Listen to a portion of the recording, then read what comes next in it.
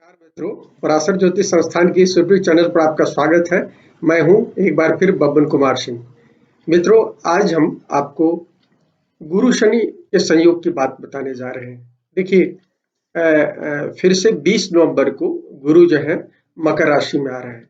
हालांकि ये 30 मार्च से लेकर 30 जून के बीच में 3 महीने के लिए मकर में एक बार आकर निकल चुके हैं, लेकिन उस पर मकर में आकर फिर वक्री होकर वो वृश्चिक में गए थे। इस बार ये जो है ये साल भर के लिए आ रहे हैं। हालांकि इस बार भी ये अगली राशि में जाएंगे और फिर वापस आएंगे। तो ये 19 सितंबर 2020 को आ रहे हैं गुरु यहाँ, और ये 5 अप्रैल को चले जाएंगे। 2021 में 5 अप्रैल को चले जाएंगे, कुंभ में चले जाएंगे और फिर कुंभ से सितंबर में निकलेंगे और 20 नवंबर तक रहेंगे। तो लगभग साल भर आप जोड़ लीजिए, इनका 12 महीने से 13 महीने का गोचर होता है एक राशि में, तो ये रहेगा। तो इस समय चूंकि शनि ऑलरेडी मकर में है तो मकर में होगा।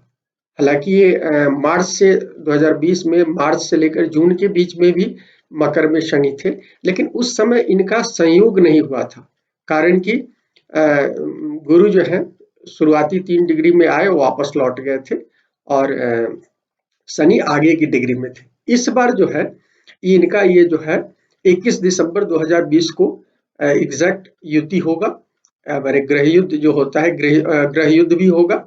ये 6 डिग्री 20 मिनट पर होगा मकर में। और ये जो संयोग होता है गुरु शनि का, ये ग्रेट कंजक्शन कहा गया है, महायुति कही गई है। कारण कि ये दोनों जो ग्रह हैं, ये दोनों ग्रह सामाजिक ग्रह कहे गए, सामाजिक, आर्थिक और राजनीतिक ग्रह कहे गए हैं। तो ये जब मिलन करते हैं तो दुनिया भर में सामाजिक, आर्थिक और राजनीतिक माने पूरा परिदृश्य बदलता है। इसका एक छोटी सी झलक, आप छोटी क्या महत्वपूर्ण झलक देख चुके हैं आप मार्च से जून के बीच में। अब ये आ रहे हैं और इस बार तो ये संयोग करेंगे, गृह युद्ध भी होगा। तो एक बड़े परिवर्तन की ओर इशारा है, जो हम लगातार आपको कह रहे हैं। जब शनि केतु का संयोग हुआ था धनु में, उसी समय हमने आपको कहा था। धनु में भी शनि और गुरु हुए थे, लेकिन वहां भी संयोग इनका एक अंश पर नहीं हुआ। अब इनका पहली दफा संयोग हो रहा है। ये होगा 21 दिसंबर को, जिसमें शिशिर ये भी होगा, सोलिस्टिक भी होगा, क्या कहते हैं, विंटर सोलिस्टिक के समय पर हो रहा है 21 दिसंबर को। उसके बाद दिन जो है बड़े होने लगते हैं, जैसा आपको पता है। मकर संक्रांति की जो कहना चाहिए वो सारी चीजें तो वो हो जाती है। तो ये जो होता है, ये संयोग हमेशा गुरु शनि का 20 साल पर होता है। ये लास्ट जो संयोग बना है, अंतिम संयोग 2000 में हुआ है, लेकिन वो अग्नि तत्व की राशि में हुआ था। अब जो हो रहा है ये भूमि तत्व की राशि में। हालांकि देखिए, भूमि तत्व की राशि में संयोग जो है सबसे पहली दफा ये 1921 में हुआ था, और लास्ट जो मकर में संयोग हुआ है आज से 60 साल पहले हुआ है, 1960 में हुआ था। 60-61 में, जब भारत में एक बड़े बदलाव हुए और चाइना ने भारत पर युद्ध थोपा, और नेहरू के प्रति एक जो एक प्रेम था पूरे भारत में, वो भ्रम एक भंग हुआ। नेहरू युग के प्रति एक भंग उस समय से उत्पन्न हुआ। एक नई चीजें हुई जो हम आगे के 10 सालों में देखते हैं, कांग्रेस के पतन के रूप में होता है। और पहली दफा 67-68 में जाकर भारत में संयुक्त सरकारें बनती हैं। तो ये सारी चीजें हैं, पूरे पॉलिटिकल बदलाव को वो इंडिकेट करता है। तो ये उसी तरह की स्थिति फिर दिख रही है, ये हो रहा है। लेकिन यहाँ हम आपको बताएं कि गुरु शनि जो युति होती है, हम लोग जन्म लेते हैं तो हमारे 4 पुरुषार्थ कहे गए। यदि आप गीता पढ़ें या कोई भी हमारे धर्म कहें, हमारे 4 पुरुषार्थ कहे गए हैं: धर्म, अर्थ, काम, मोक्ष। धर्म, अर्थ, काम, मोक्ष जो है अलग अलग, तो हमारा जो जन्म होता है अलग अलग लोगों का अलग अलग उद्देश्य से जन्म होता है। किसी का धर्म के पालन के लिए होता है जन्म, किसी का अर्थ संचय के लिए होता है, किसी का काम भावनाएं माने काम भावना के हिसाब से उनका जन्म होता है और कुछ लोगों का मोक्ष के लिए आते हैं इस दुनिया में। तो ये गुरु शनि जब आते हैं तो और ये धर्म अर्थ काम मोक्ष जो है अलग अलग तत्वों को दर्शाते हैं। जैसे अग्नि तत्व जो है धर्म को दर्शाता है, भूमि तत्व जो है अर्थ को दर्शाता है, और वायु तत्व जो है काम, हमारी जो भावनाएं हैं भोगने की इस दुनिया को, वो काम भावनाओं को बताता है। और मोक्ष जो है परम ब्रह्म से जुड़ने की, वो है जल तत्व बताता है। तो उस तरह से जब आपकी कुंडली होती है, जैसे अग्नि तत्व की कुंडलियां होती है, तो उस आधार पर हम कहते हैं कि आपका धर्म प्रधान दायित्व है। यदि लगातार आपकी जो कुंडलियां होती है, मीन कुंडली है, नवांश कुंडली है, दशमांश कुंडली है, यदि लगातार यदि धर्म की कुंडली आ रही है तो आपका जन्म भी होगा और आप लगातार धर्म के पथ पर चलेंगे और अर्जित करेंगे चीजों को। यदि अर्थ में होता है आपका और अर्थ लगातार हो रहा है तो अर्थ में होता है। इसी तरह से काम त्रिकोण में आपका जन्म होता है और लगातार यदि कुंडलियों में ऐसी स्थिति बनी है तो निश्चित रूप से आप काम त्रिकोण भोगने के लिए आए हैं, दुनिया को भोग कर जाएंगे। इस तरह मोक्ष का होगा और लगातार कंटिन्यूटी बनी होती है तो होता है। लेकिन प्राय इसमें भंग की स्थितियां होती हैं, कुछ ग्रहीय स्थितियां होती है, और बाद में जैसे आपकी कुंडली यदि मेष की कुंडली है तो धर्म की कुंडली यदि मेन कुंडली है, बाद में यदि वो कन्या की कुंडली हो गई तो भूमि तत्व की कुंडली हो गई, माने अर्थ की कुंडली हो गई, तो आपके जीवन में एक कंट्राडिक्शन होगा। अर्ली लाइफ आपका धर्म के रास्ते पर होगा, बाद में ये होगा। तो इस तरह से तो ये भी जब तत्व बदलते हैं, अलग-अलग तत्वों में इनका संचरण होता है, ये शनि गुरु का। इस बार जैसे भूमि तत्व में हो रहा है और 1960 से आप कह सकते हैं 1921 में शुरू हुआ है, और ये जो क्रम है 1921 में शुरू हुआ है, 2199 तक की भूमि तत्व में चलेगा। लेकिन क्या हुआ है बीच में आप देखेंगे 1921 में शुरू हुआ, फिर 20 साल के बाद 1940 में जो ये हुआ, वो भूमि तत्व में नहीं हुआ, वो अग्नि तत्व में हुआ। और फिर सन 2000 में भी मेष में हुआ जो अग्नि तत्व का है। तो 1921 से लेकर हर 20 साल में 2 बार हम भंग देखते हैं। एक बार हम देखते हैं 1940 में, जब परमाणु माने विश्व युद्ध शुरू हुआ है और फिर परमाणु बम बना है और दुनिया बदल गई है। जापान पर अमेरिका ने 2 बम परमाणु बम गिराए, सब कहानी आप जानते हैं।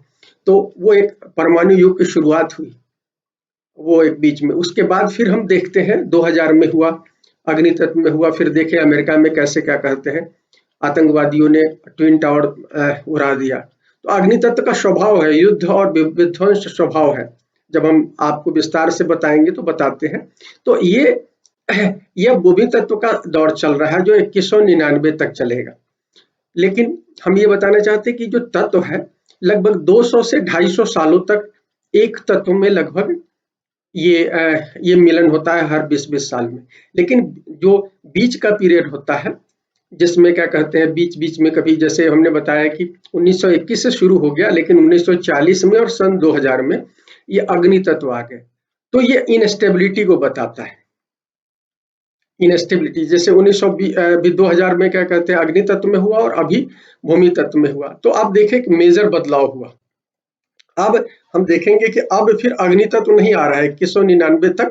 अब आगे का जो संयोग जब बदलाव होगा वो भूमि तत्व के बाद अब वायु तत्व का होगा। तो वायु तत्व का बदलाव होगा, उसमें बीच में हम देखते हैं कि 2140 में कुंभ में आप देखेंगे कि पहली दफा वो होगा, तो बीच में इंटरप्शन होगा वहां से। तो वहां हम उसके भी बाद में विस्तार में बात करेंगे। तो आप देखें कि 250 से 250 वर्षों में लगभग, कभी कभी ज्यादा भी आप देखेंगे 350 साल तक। जैसे अर्थ अर्थ का पीरियड देखिएगा तो 278 साल तक आपका देखेंगे। आप देखेंगे कि लगभग 278 साल आता है 1921 से 2199 के बीच में। लेकिन बीच में भंग की स्थिति होती है, चूंकि तो दूसरे जब तत्व में जाना होता है या पिछले तत्व का संयोग होता है तो ये स्थितियां बनती हैं। तो आप यदि देखें तो 1900 हमने बताया कि 1921 से 2199 तक भूमि तत्व की अवधि है। अगला जो वायु तत्व की अवधि है 2199 से 2398 तक है। तो ये इसमें होगा जब, हालांकि बीच में हमने बताया कि 2140 में कुंभ में बीच में आएगा, क्योंकि आने से पहले से इंटरप्शन शुरू होता है। तो ये होगा। इसी तरह से पहले हो चुका है, जैसे जल तत्व का जो समय था, जल तत्व में जो ये गुरु और शनि मिले हैं वो 1425 से लेकर 1723 के बीच में हुआ है। मेजोरिटी ये जो चीजें हुई है मैंने प्रधानता, फिर अग्नि तत्व में हुआ है 1723 से 1921 के बीच में। तो ये एक हमने बताया, तो लगभग आप देखिए 900 सालों में, लगभग 850 900 सालों में ये चारों तत्व में हो जाता है। ये हो जाते हैं, क्या कहते हैं, गुजर जाते हैं, संयोग होता है। और जब अस्थायी रूप से क्या कहलाता है, किसी एक तत्व में चलते हैं तो स्टेबिलिटी है, और स्टेबिलिटी आती है और उस तत्व से संबंधित घटनाएं होती हैं। और जब ये बीच-बीच में क्रम टूटता है, तो ये कहीं न कहीं इनस्टेबिलिटी को बताता है, उतार-चढ़ाव को बताता है। तो जैसे हमने बताया कि 2000 में अग्नि तत्व में ये हुआ बदलाव, और अब 2020 में फिर भूमि तत्व में हो रहा है, और यहाँ से लगातार भूमि तत्व में होगा। तब भूमि तत्व की चीज़ें ज़्यादा प्रगाढ़ता से होंगी, जो भूमि तत्व का स्वभाव है, उस हिसाब से दुनिया भर में बदलाव होगा।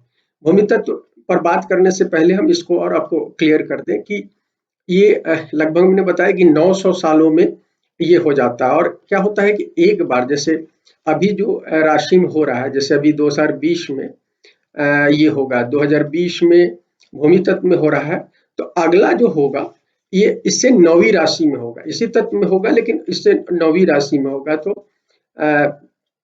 कैप्रिकॉर्न का अगला जो 9वां तत्व क्या होगा, कन्या होगा, तो कन्या में होगा। फिर उसके बाद टॉरस में होगा, वृषभ उसकी 9वीं राशि, कन्या से 9वीं राशि ये होगा। और फिर जब वो होगा, उससे अगले बार में होगा, तो फिर मकर में होगा। तो ये क्रम लगभग आप देखिएगा, लगभग 60 साल में रिपीट हो जाता है कई बार। तो जैसे 1960 में भूमि तत्व में हुआ था, और फिर उसके 60 साल बाद हम देख रहे हैं कि भूमि तत्व में हो रहा है। देखिए, और हमने आपको भारत के संदर्भ में बताया कि 1960 में मेजर बदलाव हुए थे, और फिर अभी भूमि तत्व में हो रहा है मकर में।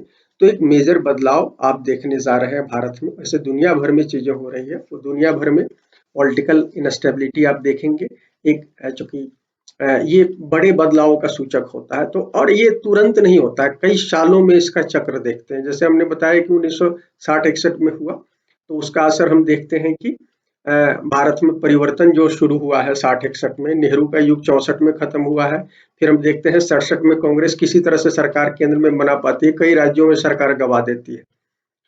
इसी तरह से इकोनॉमी में आप देखते हैं कि भारत के संदर्भ में देखें तो इकोनॉमी जो है, क्या कहते हैं, भारत अन्न के लिए दूसरे देशों पर निर्भर था 66 तक, लेकिन 66 में हम देखते हैं कि ग्रीन रिवॉल्यूशन होता है, और फिर हमारे यहाँ गेहूं और उसका उत्पादन बढ़ जाता है, और फिर हम अन्न के लिए किसी दूसरे की मोहताज नहीं रहते हैं। हम 70 और 80 के दशक में आकर देखते हैं कि भारत अपनी क्षमता से ज्यादा उपजाना होता है। तो ये एक परिवर्तन हम देखते हैं। तो ये चीजें हमने आपको बताया कि भूमि तत्व का वो जो हुआ, तो उस तरह की स्थितियां हुई। अभी फिलहाल ये सब स्थितियां हो रही हैं, और ये भूमि तत्व में ही होनी है सारी चीजें। और ये भूमि तत्व में होगी, तो सबसे बड़ी भूमि तत्व की खासियत क्या है कि भूमि तत्व में जो होता है, आप देखें कि भूमि तत्व में मैंने अग्नि तत्व की पहले बात कर लें, जो कि ज्यादा अच्छा होगा। अग्नि तत्व में जो हुआ है, हमने आपको बताया कि 1700 कुछ से 21 से लेकर, क्या कहते हैं, जो शुरुआत हुआ 1700 अग्नि तत्व में 1723 से लेकर 1921 का जो एक काल है। हालांकि मेन पीरियड उसका 1782 से 1901 तक का कहा जाता है, जो प्रधान, जो एकदम कांस्टेंट वाली स्थिति रही। तो उसमें आप देखते हैं कि दुनिया भर में यूरोपीय ताकत जो है अपने बल पर व्यापारी के रूप में दुनिया भर में फैली, पहले व्यापार करने के लिए, और दुनिया भर में अपनी ताकत के बल पर उन्होंने उपनिवेश बनाए।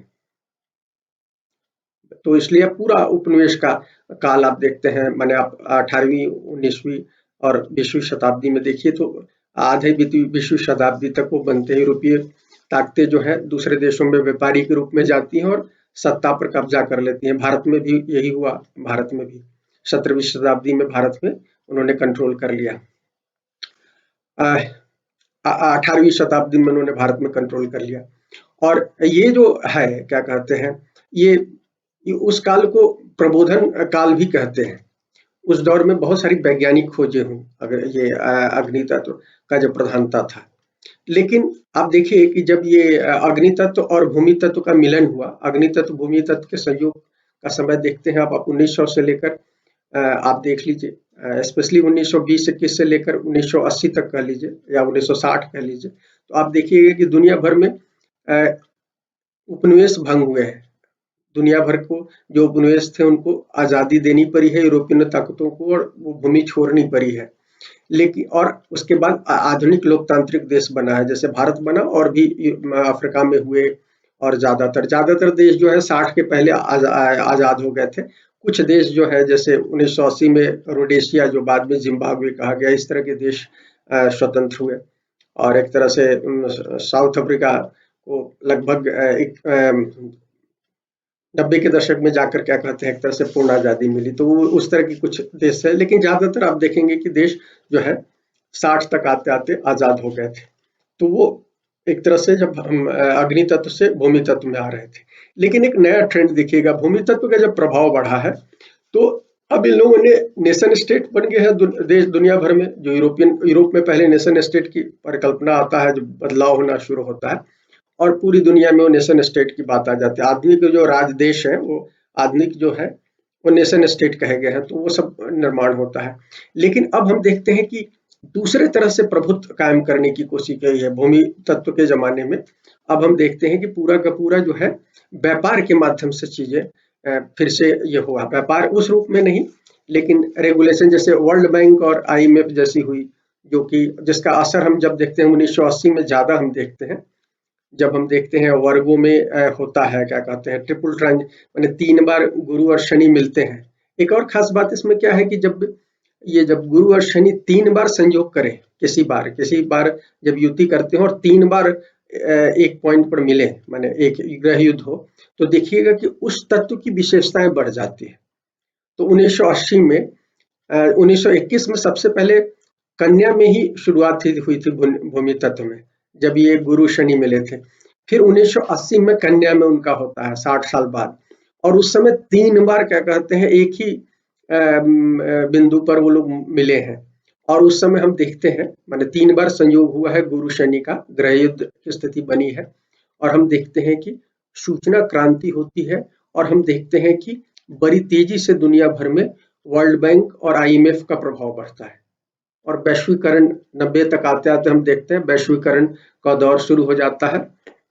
और आज हम देख रहे हैं कि दुनिया भर में भारत जैसे देश आज भी आईएमएफ और वर्ल्ड बैंक की नीतियों के अनुसार चल रहे हैं, जबकि स्वयं इसकी नीति बनाने वाले लोग उस नीति को छोड़ रहे हैं। ब्रिटेन ईयू से बाहर हो गया है, यूरोपियन यूनियन से बाहर हो गया है। अमेरिका व्यापारिक नीति को मानने के लिए डब्ल्यूटीओ की नीति को मानने के लिए तैयार न है।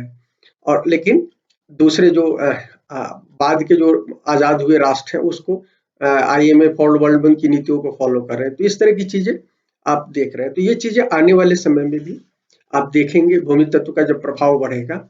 अब ये है कि चूँकि स्वयं इसके जो निर्माता हैं, वो लोग इसको फॉलो करना बंद कर दिए हैं, तो इसमें एक बदलाव आप ज़रूर देखेंगे।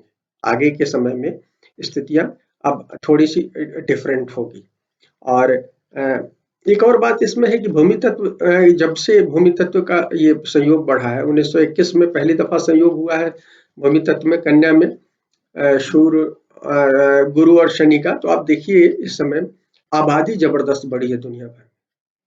1921 में आबादी लगभग 2 अरब की, एक 1.9 अरब था, और अभी देखिए 2020 में आबादी लगभग पहुँच गई है 7.7 या 8, लगभग 8 अरब के आसपास आप कह सकते हैं। 2 अरब से 8 अरब, लगभग 4 गुना हो गया है। जबकि पिछली शताब्दी में 1800 से यदि आप 1921 तक की स्थिति देखिए, तो लगभग 100 साल में लगभग 1 अरब से 2 अरब की आबादी हुई है। तो मात्र दोगुनी आबादी हुई। देखिए हम 100 साल से भी कम समय में हम देखते हैं, या 100 साल के आसपास में देखते हैं कि 4 गुनी आबादी बढ़ गई है। तो भूमि तत्व का क्या है, ये भूमि तत्व की स्थितियाँ हैं। उसके कारण क्या हो गया है, पृथ्वी पर जंगल का संकट उत्पन्न हो गया है। तो भूमि तत्व में आप हमेशा देखिएगा कि भूमि तत्व, और आप देखिए 1940 के बाद स्पेशली 60 के बाद स्पेशली कि जब मकर में हुआ है कि दुनिया भर में जंगल की चिंता बढ़ने लगी है, जल की चिंता होने लगी है। तो इन्वायरमेंटल चिंताएं बढ़ी हैं, कारण कि मनुष्य जो है सभी शहरीकरण होने लगा है, गाँव से शहर की ओर हम आने लगे हैं और हमारा संकुलन माने एक जगह विस्तार होने लगा है। तो उसके कारण क्या है, हम हमारे जो मूलभूत चीज़ें हैं हमारे जीने के लिए, अ, हवा, पानी, धरती, ये प्रदूषित हो गई है। तो ये कंसर्न बढ़े हैं। तो ये अभी भूमि तत्व के इस दौर में आप देखेंगे कि आने वाले समय में इस पर ध्यान जाएगा और ये सारी चीज़ें होंगी। और और भी कई चीज़ें हैं, अब हम आपको इसके बारे में और विस्तार से अगली वीडियो में बताते हैं और गुरु शनि के प्रभाव के बारे में कुछ और बात अगली वीडियो में बताकर फिर हम आपको गुरु शनि का राशिफल बताएंगे कि इसका क्या इम्पैक्ट होगा। एक इम्पैक्ट तो हम देख कर आए हैं मार्च से जून के बीच में, लेकिन आने वाले समय में जो 1 साल का, ये जो अगले साल नवंबर तक की स्थिति बनी है, उसमें गुरु शनि रहेंगे साथ में तो क्या होगा। तो ये हम 3 वीडियो में बात करेंगे। पहली वीडियो हम यही खत्म करते हैं मित्रों। अगर यदि ये वीडियो पसंद आए तो लाइक करें और हमारे चैनल को सब्सक्राइब करें। शुक्रिया मित्रों।